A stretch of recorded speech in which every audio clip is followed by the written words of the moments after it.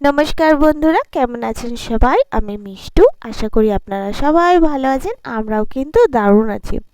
তো আজকে আমি আপনাদের সাথে যে মিনি ব্লগটা শেয়ার করছি, সেটাতে আমি আপনাদেরকে দেখাচ্ছি যে আমি বলেছিলাম লাস্ট মিনি ব্লগে যে আমি আর আমার মা গেছিলাম, একটা ফটোশ্যুট ছিল আমার সেখানে।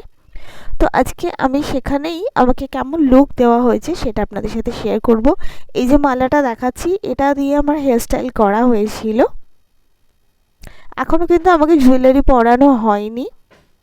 এখানে আমাকে সুন্দর একটা রেড কালারের লেহেঙ্গা দেওয়া হয়েছিল পরার জন্য।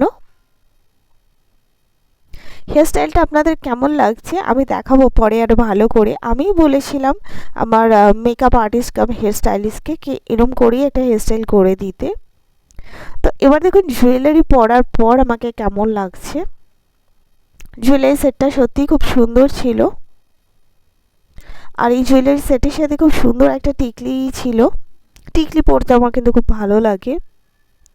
আমার মেকআপটা আপনাদের কেমন লেগেছে? আমি মেকআপ আর্টিস্টকে অলওয়েজ বলি যে শ্যুটের সময় যে আমাকে কিন্তু খুব হেভি মেকআপ করাবেন না।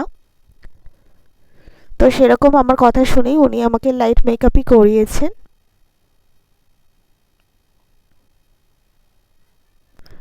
এই লুকটা আমার তো ভালো লেগেছে, আপনাদের কেমন লেগেছে আমাকে জানাবেন। এখানে আমি বসেছিলাম এবং আমার পাশে আমার মা ছিলেন। আমরা লাঞ্চ করে নিয়েছিলাম এবং এরপরে আমার ফটোশ্যুট এবারে হবে।